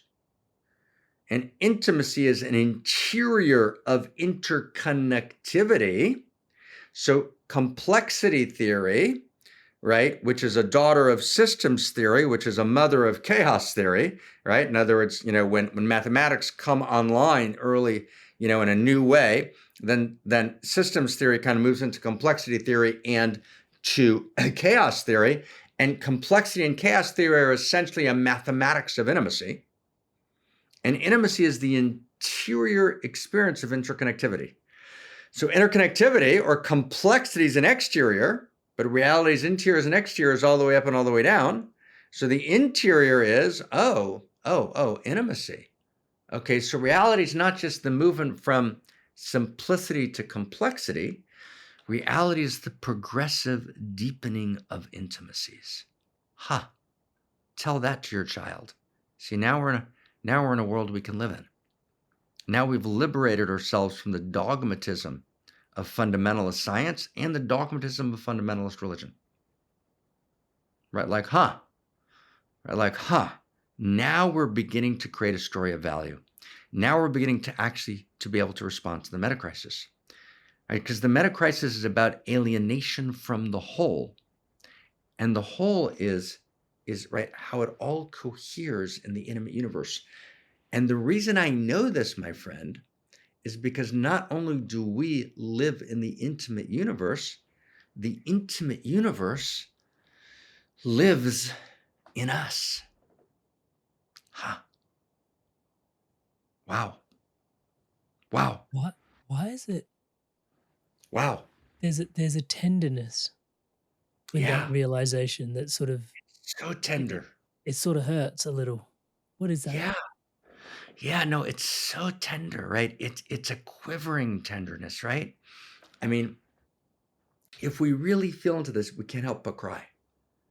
I mean, the intensity of the beauty of it and the intensity of the agony when the beauty is violated, right? And the intensity of the kind of the scream, the silent scream, and yet the intensity of the potential beauty of us actually becoming who we are, right? Divinity in motion, screaming the name of God. Right? Like, right? It's like, right? Right? And we think, my friend, right, that somehow there's the world of science and the world of poetry. There's the world of religion and the world of music. It's all one world. Right? It's one heart and it's one love and it's one music and it's one intimacy and it's one eros. And poetry is merely stretching the boundary of words until they collapse into music, and then the music collapses into the holy silence. Right? That is the silence of presence out of which everything arises. And that is the field of value. Right? And nothing we've said today, my friend, is dogma. Not one word dogma. Nothing we've said today is a kind of new age repetition. Nothing we've said today is fundamentalist. Nothing we've said today is scientific materialism. What we've done is the depth of science. We've done a radical empiricism in which actually everyone and everything has a place at the table, right? And as everything's true but partial, and we've gathered and we've been tantric masters. We've woven the validated insights of every piece of the story into a larger whole, which is a new story of value. And it's only a new story of value that has the capacity to respond to the meta crisis, right? Like, wow, it's so tender. It's Yeah, so tender. I'm struggling to move past the tenderness of it, Please. to be honest. It's Yeah. how do we invite people into that space? Because I can imagine, and this is just what's present for me at the moment, we can feel the meta crisis, we can feel stuff's going on. It's almost easier to be distracted, which is why we don't look at the intimacy issue. Because it's like, yeah, it's just easier to be distracted. But now that the ray's there on like it's intimacy and it opens up this sort of chasm within you, how do you invite people in rather than kind of going, oh man, you really Yeah. touched and poked in a wound Beautiful. here, you know? Like it feels, can you feel No, that? see, here's the thing. So now stay with me. We're going to go to something which is, I'm so delighted, delighted in the trembling sense, right? In the ecstatic sense, but the ecstatically urgent sense that you inquired in that way, my friend. So let's go one more step. So when we say I not only live in the intimate universe, but the intimate universe lives in me, what we mean is it's deep. That right now, right, I can see it in your eyes. Now you're getting it. The whole lives in me. And when we talk about the unreasonable effectiveness of mathematics, right, what we're saying is, how can it be that a scientist, through mathematics, can wrap their heart around the cosmos? Because in some sense, the cosmos lives in me, right? In other words, and people are, to the extent that people are familiar with what I would call the interior sciences, not mysticism, not enlightenment, let's call them the interior sciences, right? But which includes the great Enlightenment traditions. So we understand that one of the realizations of awakening or of enlightenment, right, an empirical realization of the kind that, William James called, the fruit of radical empiricism, James at Harvard, right? One of the realizations is I am inseparable from the seamless code of the universe, right? There is no, right? It's what Albert Einstein understood when he said, separation is an optical delusion, right? There is no separation, right? That's one of Einstein's, more insightful moments, right? He did quite well in physics. He often did quite badly outside of physics, right? For some reason we have this sense that our physicists are our priests, and our physicists are often inane idiots outside of physics, right? With absolutely no authority. And we somehow cite them with authority because they're physicists. And physics just means that they're very good at understanding the realm of it, right? They're good at the lowest common denominator of its, right? Which are governed by mathematics, but they often have absolutely nothing to say about the realm of life, and certainly not about the realm of culture, and certainly not about the realm of divine interiors. So we do this strange thing where we ascribe authority to physicists outside of physics. Very bad idea. That's just as bad as describing authority to the priest, right, outside of religion. Right? In other words, just the same way we ascribed too much authority in the pre-modern period, right, to the religious practitioner, we now ascribe too much authority to the new priest, the physicist, right? So, but in this particular case, Einstein got it. He hit it on he got it. And there were a couple of times where outside the realm of physics, he was talking in broader terms, we actually got it. This was one of them, where he says, right, the notion of separation is an optical delusion of consciousness. But that's actually what the interior sciences are saying. They're saying, oh, I'm not separable from the whole thing. But that's only the first thing that an enlightenment realization tells you. When you have an actual enlightenment realization, you have a second direct gnosis, which is not only am I not separate from the whole, but in some sense, the whole lives in me. That's the experience of the mathematician, right? The mathematician actually experiences the mathematics of cosmos live in them. There was that wonderful Indian mathematician Ramanujan, who Harding invites to come to Cambridge in like 1920s, and Collingwood, who's in the mathematics department at Cambridge, and Bertrand Russell was there. He says to Harding, trying to explain Ramanujan, he says Ramanujan is intimate with every integer, every number in the universe, right? And it's like, And for Ramanujan, there was no split between his devotional practice, in whatever form of Kashmir Shaivism he practiced, and his mathematics. They were one. There was no split. It wasn't like the goddess in mathematics. No. It was the field of the intimate universe, right? It's the living field of the intimate universe. So in other words, the living universe lives in Ramanujan, right? That's how he can access it, right? The mysteries are within us. Anthro-Ontology. Now stay close. It gets completely wild and completely unimaginably beautiful and unimaginably dignified, and addresses directly your question, my new friend, which is, what do we do with this? So here's the wild realization. I am unimaginably powerful because I don't just live in the intimate universe. The intimate universe lives in me. And because it lives in me, I can act on it.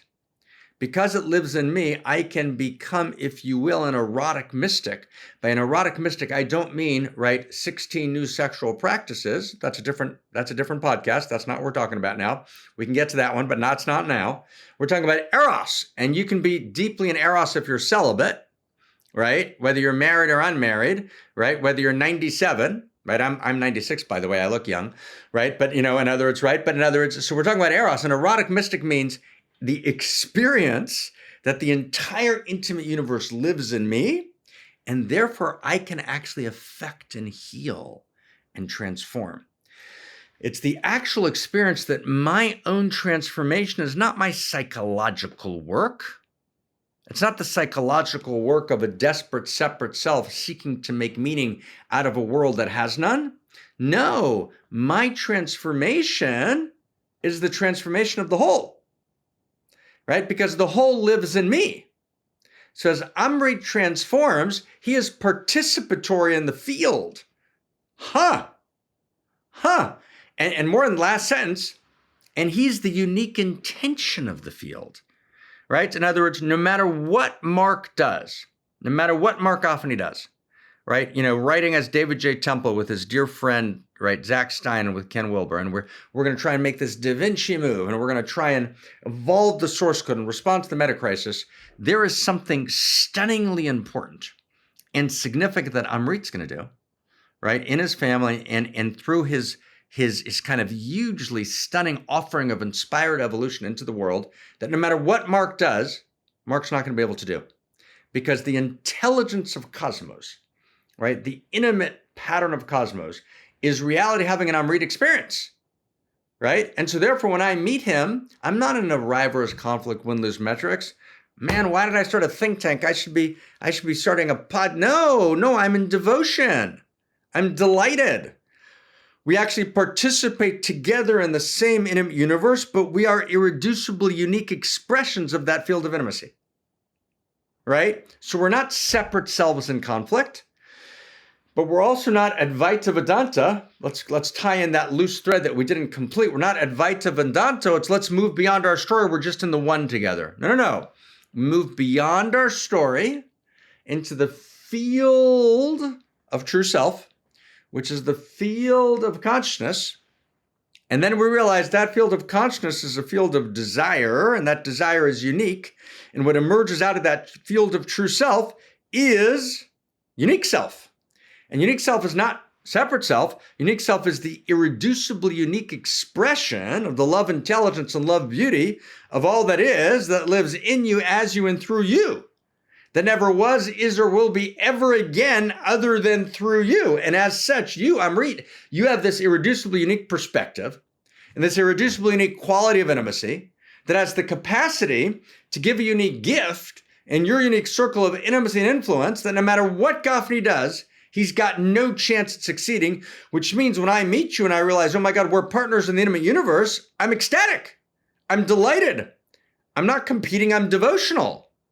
Now we have a world of outrageous love, right? It's like, right? So the realization, this realization of the intimate universe, and that I live in the intimate universe, but the intimate universe lives in me, means that no human being, my friend, is ever powerless. It's like, I'm infinitely more powerful than any president and any king or any prime minister, right? My transformation is quite literally the transformation of the whole. Wow. Thank you for that. It's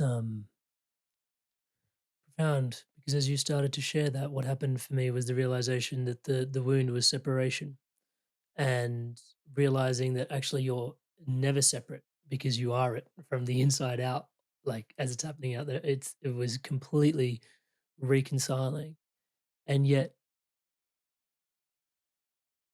part of me wants to ask, for those listening into this podcast, that sort of seems like the work then is innately done, but the metacrisis goes on and the wound of intimacy does actually linger. So there is something incumbent upon us. Yes. To do. Yes. In other, what you're saying is so important, my friend. And I just want to, first off, I want to honor your dual role here, because you have to do two things here, right? But I could feel your soul stirring. I could feel your mind moving and feeling. And, in a different setting, you could have just gone in for 2 hours into samadhi and just been there and just stayed there in practice. And you had to bring yourself back, which I felt you doing, reminding yourself, I'm a podcast host and I'm supposed to be kind of, right, thinking into what my listeners are thinking. So I got to help them out here. So you brought yourself back, which we sometimes have to do. One of the reasons sometimes that I will plunge into writing before I will pray, and prayer is a whole other story. What's the potency of prayer? Prayer is not what we think it is. Prayer is one of the primary human potencies of power, but that's a different podcast, different conversation. But often I'll plunge into writing before I pray, because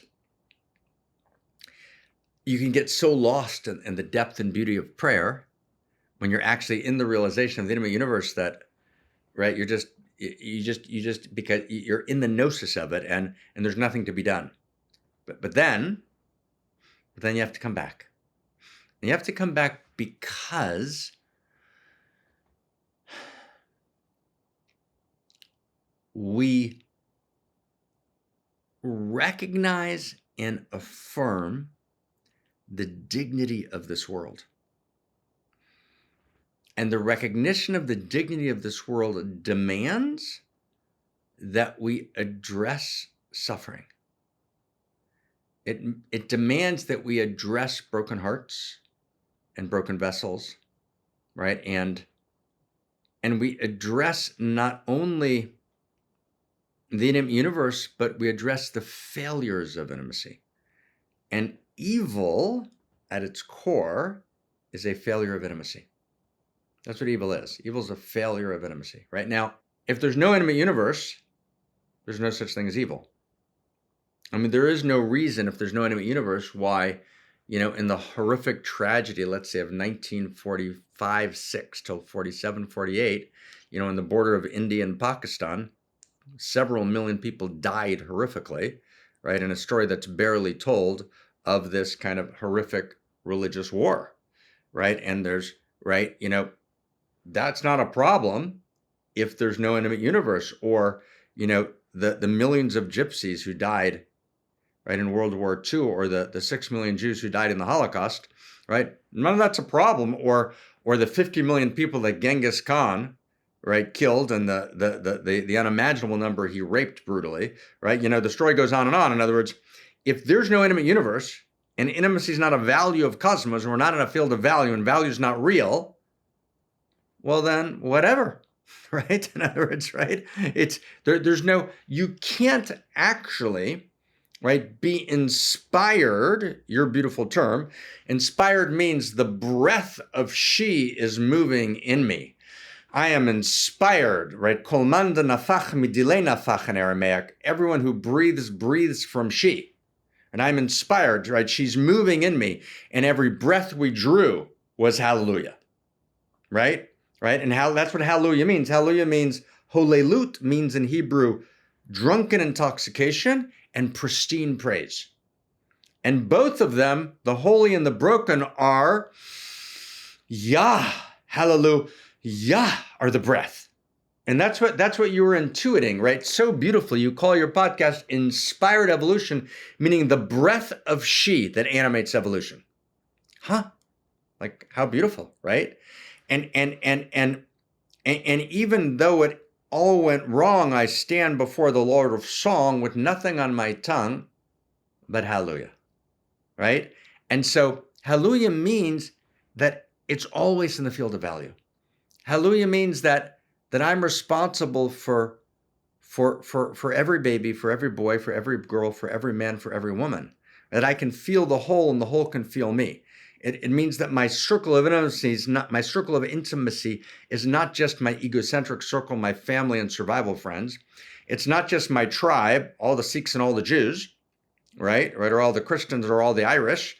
And it's not just even every human being, right? So it's not just egocentric. It's not just ethnocentric intimacy. It's not just world-centric intimacy. It's cosmocentric intimacy. I can feel the whole.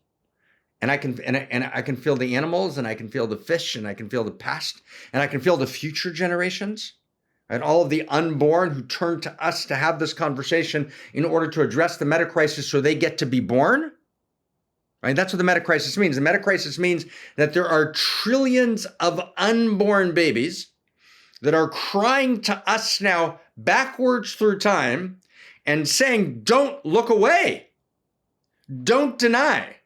Don't become a doomer, right? Don't make a regressive fundamentalist move. Don't make a scientistic, not scientific, a scientistic, dogmatic, reductionist materialist move. They're saying enact a story of value that will allow us to be born. I mean, their birth depends on us. I mean, it's so hard to be intimate across space, right? Something's going on in Bulgaria. I don't know what's going on in Bulgaria. Ukraine, we can barely get the cities straight. India, which province, where, who, what, right? What's going on? South, north, right? I was in Dharamsala at some point. The Dalai Lama and I had a fight at the Pope's summer residence. It's a different conversation. He had invited me to come to his home in Dharamsala I had given him something and I wanted to get it back. It's a different story, different time. But in any case, I'm traveling through India for the first time. And I'm like, right, the complexity, the richness, the depth, and right, people have no idea what, right? No idea what's there. And so it's so hard to be intimate with other people across space. How much harder it is to be intimate with people across time. Right? So the meta-crisis means we are the only voice for the unborn. There are trillions of unborn human beings. And if we don't engage the meta-crisis, their love stories will never be born. Like, that's unimaginable. That's the intimate universe. That's cosmocentric intimacy with past, present, and future. And that's the emergence of a new human. Our capacity to feel reality in that way is we're no longer just Homo sapiens. There's been a new evolution. We've gone from the first Big Bang, which is matter, to the second Big Bang, which is matter triumphing as life, to the third Big Bang, which is life, right? The biosphere triumphing as the depth of the self-reflective human mind. That's the three Big Bangs. But now we're at a moment in this time between worlds of a fourth Big Bang. And the fourth Big Bang is the birth of the new human. It's the birth of the new humanity. It's to move from kind of Homo armor to Homo Amor, where I am the personal face of the amorous cosmos, right? I'm the personal face of the evolutionary impulse, right? I am the unique intimacy of the intimate universe. CosmoErotic Humanism, right? In other words, it's the new human who becomes, who embodies the new story. So when you and I, for a moment, are able to become intimate together with future generations, Homo Amor is born. Do you intuitively have a sense of this new human? Are they being birthed right now within us? Right, Is no, there, this second, like this And then- second right now. do you think we have a bit of a timeline in terms of what we've got until before we need to sort it all out, roughly-ish? Or is that neither here nor there? You know, there's a whole timeline conversation out there, and there are people who have shorter timelines, which are quite scary. People have somewhat longer timelines, which are moderately scary, right? But you know, let's bracket the timeline issue. We don't have a lot of time, right? There's an urgency. There's an urgency, and does the urgency mean 5 years? Does it mean 15? Does it mean 50? Right? Anyone who's going to tell you that is probably making a mistake. But there's an urgency, and if I can, with your permission, my new friend, right? In other words, in this conversation, right, my great joy was to feel you entering the field in that way that you do, and just to feel Homo Amor emerging in you. Because Homo Amor can't emerge in you unless it's already there. Someone doesn't teach you Homo Amor. No one can teach you Homo Amor. There's no guru who can tell you about Homo Amor. It doesn't exist. Homo Amor is who I already am that's not yet disclosed. But if Homo Amor doesn't live in me, then no. But then all of a sudden you realize, oh, right? I mean, my son and I, every like month, we spend like 36 hours watching superhero movies. This is Okay. awesome. Yeah. So, and it's for a lot of reasons, right? And one of them is that he doesn't really want to have a big value conversation with me, but heroes are early adopters of Homo Amor because heroes have a sense of the field of value, right? A hero has valor and valiance because they're connected to valentius, love, which is Eros, value. Huh, right? It's like, huh, right? It's like, huh. There's a really beautiful book here called The Difficulty of Being Good by Gurcharan Das. And Gurcharan takes the not all, there's no way he could take all. He takes some of the Duryodhana, Krishna, he takes some of the key characters, Bhishma, from the Mahabharata, and talks about the difficulty of being good because they all have values. And yet in the world, in the field, they interact with each other and they're not at odds, but they have different manifestations. And then this great drama ensues, Mahabharata. The Mahabharata is the great drama, and and you get to have 5 husbands. There's a lot going on there, right? So, but your superheroes are a little bit easier to wrap your head around. Definitely, you guys got these complex stories going on. I'm a simple man, you know what I mean? But we won't tell anyone that, right? Yeah, we're conservative Indians. Let's read. Could have fooled me. Could have fooled me. Let's start reading about a little Krishna and Radha and a little Rama and Sita, but we're not going there now, okay? We're, in some milk maidens, kind of a work. We're going to hold that married milk maidens, but okay, let's put all that aside for now. Okay, we'll edit that out.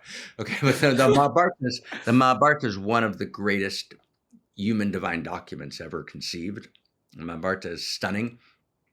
One of my dear friends and one of the kind of figures at the think tank for many years who passed recently is a woman named Sally Kempton, who's kind of her kind of public name was Swami Durgananda. And she her dad was one of the most famous liberal political journalists in America who wrote a column every day, kind of friend of 4 presidents. And she at a certain point, entered into a particular Cosmo-Shivite lineage and spend many years in that lineage. And we spend, many, many years, talking about Abhinavagupta and, the Mahabharata and much more. But back to home here, right? The reason we watch superhero movies is because heroes have a direct realization of value, right? A hero's willing to give up their life for the sake of the whole. That's what a hero knows. That's a realization of value. Now, in this moment, we're not called to give up our lives for the sake of the whole. We're called to live for the sake of the whole. Right? That's what this moment is about. Right? This moment is to feel the whole, to feel the field of value, to hear the cries of the trillions of the unborn. Right? The universe feels, and the universe feels love. Right? And that love that moves in me is not, you and I said, it's not ordinary love, it's outrageous love. Right? It's not mere human sentiment in the postmodern sense. It's the heart of existence itself. And I am an irreducibly unique expression of that love, intelligence, and love, beauty. And my transformation transforms the whole. So you asked earlier, and as we move to close now, right? My realization, not only am I not irrelevant, I'm ultimately potent. And I have the capacity to potentiate the whole. And I won't always be able to see the immediate political results, but I have to know that I'm in the field of value and that it matters. That it matters. And the world's not made up of matter. The world's made up of what matters. Right? The world is value. That's the scientific nature of reality. The world is coded with value. Okay, so we did a lot, my friend. We did a lot. Thank you to the goddess, right? She was good to us. My goodness. Marc Gafni. I mean, part of me wants to say thank you, sir, but part of me just thank you, brother. Man, Marc, thank you so much for your generosity, sharing yourself so abundantly here today. Definitely. These insights, they're more than just insights. You think you have an incredible gift for instilling gnosis within the other. It definitely stirs, as you used that word earlier, definitely stirs something, which gifts a felt experience. And so thank you so much for guiding us through that experience today. But then also, I think it's incumbent upon me to acknowledge that, in all your studies or your teachers, like this is your life's work that we get to sort of stand on the shoulders on in today's conversation. So thank you so much. I will put a link in the description to the books below. And I really hope sincerely, I want to find out more about prayer. I want to find out more about so many things. So hopefully you'll be back on in the future. And I'll just say a word. Now what we're doing together, we're writing specifically not as Marc Gafni, although there's an entire set of books that Marc and I and Zach, right? I'm Marc. Me, myself, and I.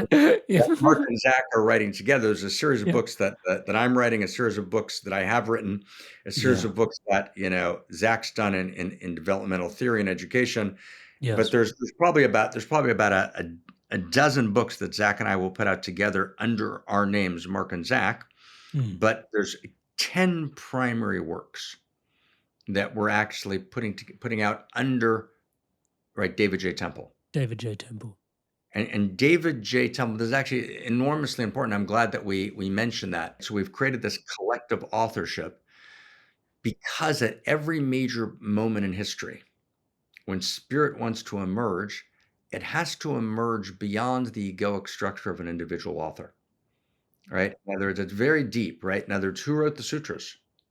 Not quite sure, right? Who wrote the Zohar, right, which is of the Solomonic mysteries? The Zohar was written by Shimon Bar Yochai, but Shimon Bar Yochai is actually David J. Temple. He's actually a pseudonym for a small group of erotic mystics, a small group of erotic mystic scholars, right? Who wrote the Vedas, right? In other words, at key moments in history, a new quality of authorship emerges, right? So David J. Temple, right? Our prayer and our hope is that he is an angel, right? That he can actually, right? And so I want to just give him a blessing and be blessed by him, which is this deeper sense of Homo Amor. That's deeper than Mark and deeper than Ken and deeper than Amrit and deeper, but that lives in all of us uniquely. And so just I want to invoke that this is not an ordinary time. It's not a time to become a famous teacher. That's not what this moment's about. It's not a time to be a world philosopher. Those are not interesting now. I mean, if I can just say, it's a time to save the world. I mean, the world is at risk, and it's very hard to get that.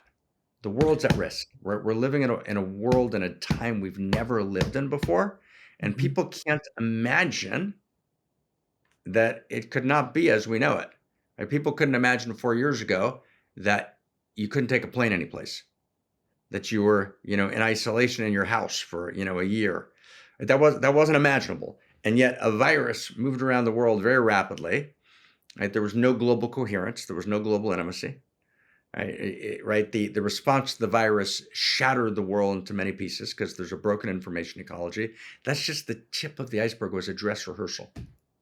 Right? In others, I guess I apologize, with some degree of insincerity, of course, but I do apologize, right? It's not that we should be shattered. It's that we should be broken open, right? And it's not, we shouldn't be broken. We should be broken open. But this is not an ordinary time. This is not an ordinary time. There's never been a generation like this. We've never had the capacity to end life as we know it. We've never had that capacity. We now live in an Anthropocene where we do have that capacity, in which we have no shared story of value. I mean, it's difficult to get the gravitas of it, but our response can't be depression. It can't be doom, or as we said, it can't be denial. It's got to be kind of an ecstatically urgent joy of capacity and mad love for each other, right? Mad love for each other, like that. Okay. Outrageous love. Outrageous love, my friend. Thank you. Thank you so much, Mark. Sure. Inspired soul, you made it through to the end of another incredible episode. I mean, going super deep on the current meta crisis and then having a look at intimacy as such a deeply profound solution. Like, the lens here on intimacy was just profound. And I mean, I'm biased. My core value is connection. And so, yeah, it really struck a chord with me. And I'm just so inspired to be your brother walking this conscious path by your side. Thank you so much, Touchwood, for your inspirations to evolve. To all of you that are subscribed to the channel, I mean, everything you see around here is powered and empowered by your subscription to the channel. Thank you so much for your incredible love and support. To all of you that haven't yet subscribed, please do take a moment. As I'm saying the word subscribe, the subscribe button below is lighting up in the colors of the Inspired Evolution. Please hit that button, hit the bell notification icon. Episodes like this coming out twice a week to support your evolution and your journey onwards, upwards, and inwards. Thank you so much in advance for your incredible support. And if you did like this video, please don't forget to give it a thumbs up. It helps share the video around. And on screen now, we mentioned Ken Wilber. There's an episode with Ken Wilber that we've had on the podcast in the past around integral theory, really profound conversation, even if I can say so myself. That's on screen now with another couple of episodes for you to continue your inspirations to evolve onwards, upwards, inwards, further. So go on, take your pick, make your click, and I will see you in the next one. Go on, I'll see you there.